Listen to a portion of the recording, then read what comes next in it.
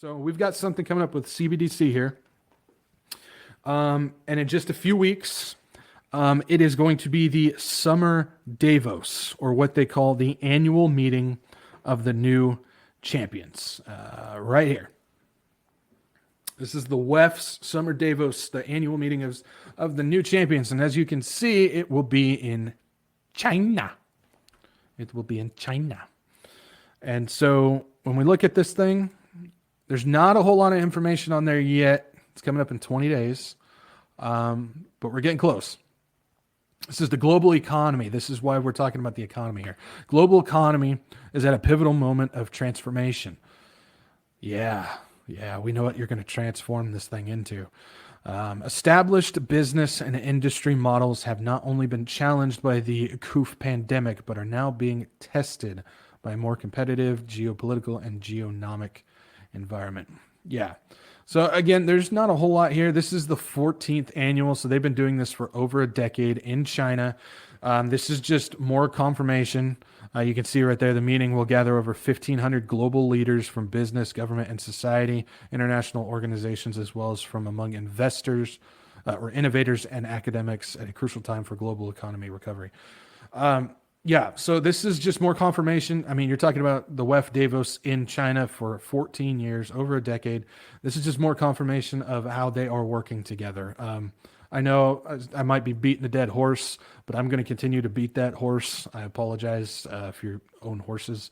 But the fact is just China and the WEF are working hand in hand on this global thing. And this is what I keep talking about when you look at China and you look at Russia, because we know Russia is heavily involved with the internet and networking and technology stuff. We know they're heavily involved with that stuff with the WEF. And then you look at China and they're heavily involved with the economic and policy stuff. It just shows that those two are working in tandem with the WEF. Don't fall into the lie, the narrative that those two are looking to free themselves from the elites. No, they're working with the elites, and they have to drag us down to accomplish it. And so when we see things like the WEF and the China Davos and everything like that, it's more confirmation of what we're seeing. So this is the WEF Davos. It's CCP sponsored, and it's been going on for over a decade now. While the WEF has only announced one topic, like I said, there's not much information on there right now. They announced one topic, which is cybersecurity and AI, the challenges and opportunities. We see from that introduction, as well as those who are co-chairing this event, that it's going to be heavily done in economy, CBDC, and money. So we're going to take a look at some of the people involved. You might not recognize any of the faces or names. That's okay. I did some looking of my own, and I will introduce you to a few of them. So first up on the list, you can see her at the top there.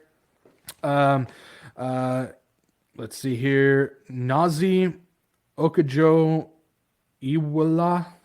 That's the best I can do. I'm sorry. Is the Director General of the World Trade Organization. There's one to pay attention to if you guys don't know about them. The World Trade Organization runs in tandem with the UN, the IMF, and the World Bank. The World Trade Organization has been a main pusher and advocate for CBDCs. That's something that's been on their agenda the whole time. It's something that they've been pushing for a very long time. And so she's going to be one of the chairs at this event. Then next to her, oh boy, Nonkululeko Nyambezi. That's some Canadian if I've ever seen it before.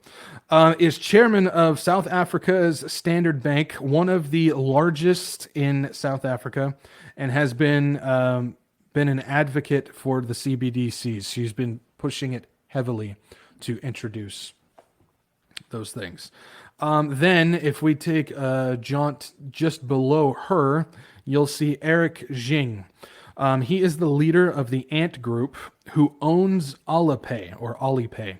If you don't know that, you might know the name Jack Ma a little bit better. Jack Ma, who founded Alibaba, he just got busted for some serious stuff not too long ago. He created Alipay, and the Ant Group took over for that. Why is this significant? Alipay became the first company to integrate China's digital yuan CBDC into its platform. So this is basically they control the platform that basically holds the digital yuan on it. So that's kind of significant. So you got 3 players there for CBDC. That's pretty big. Now, if we take a look at this one, this one is interesting. There's Jeremy Allaire. Yeah, Jeremy Allaire, who is the leader of the BlackRock-backed Circle Group.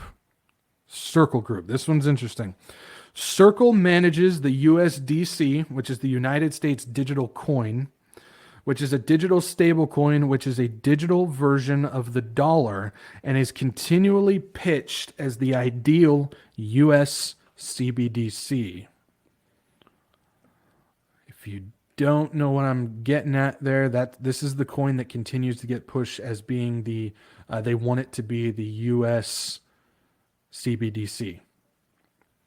Now we've got FedNow coming in July, which is not a CBDC. But this USDC can run on it. That's something to keep in mind. I'm not predicting anything. I'm just saying it's something to keep in mind. So let's take a look at this Circle Group, because I wanted to see more about this. This is on their front page. Your business has evolved, now money has too.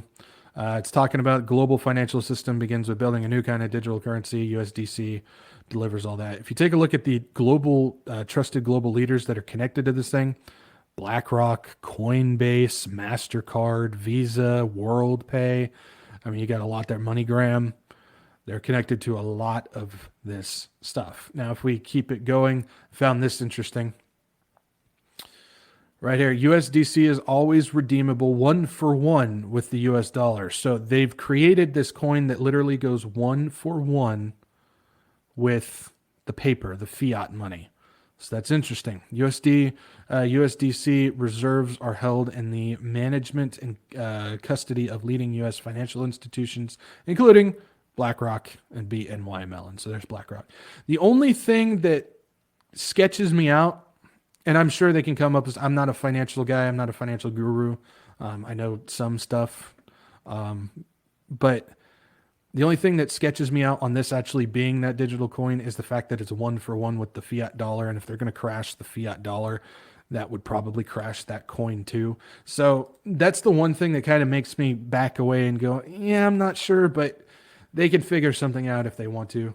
But still, I think it's something to pay attention to, especially since BlackRock is involved with it.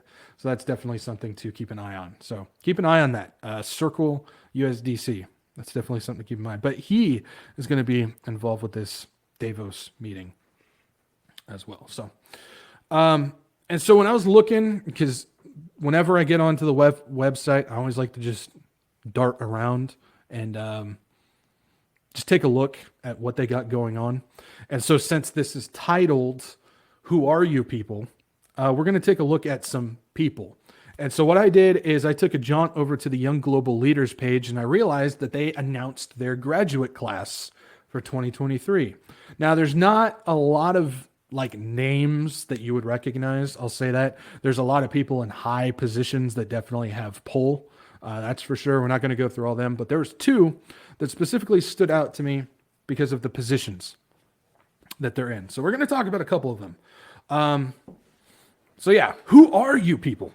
And because I was there, I checked it out. And first up on the list that I found that was interesting is this dude, Justin Bibb, mayor of the city of Cleveland. I don't know why, but have you guys ever seen Back to the Future when Marty walks into the diner and there's the dude who's sweeping the floor and he says, you should be mayor? He just reminds me of that guy. He just looks like him. I don't know. If it's just me, then it's just me. But anyways, Justin Bibb, he's been involved with a lot of politics. He actually comes out of the Obama camp. He was involved with that, not like a high position, but he was a part of the campaign and all that stuff. But why I want to point him out is the city of Cleveland. So this dude's a young global leader. He just graduated this year. He's very young. He's like late 30s, I think. So he's super young. And he's the mayor of Cleveland. Now, why am I pointing this out? Because Cleveland, if you don't know, is one of the main leaders in being a smart city. They want to bring in the smart city. They were selected to be one of the first in America with their smart city accelerator program. But it's not just the smart city as well. You can't have just the smart city. No, you got to have the 15-minute city as well. So this comes from December of 2022, so not too long ago. Inside Cleveland's plan to become a 15-minute city. And if we take a look a little bit further, we're working towards being the first city in North America to implement a 15-minute city planning framework where people, not developers, but people, are at the center of urban revitalization because regardless of where you live, you have access to a good grocery store, vibrant parks, and a job you can get to, Bibb said in his first State of the City speech in April.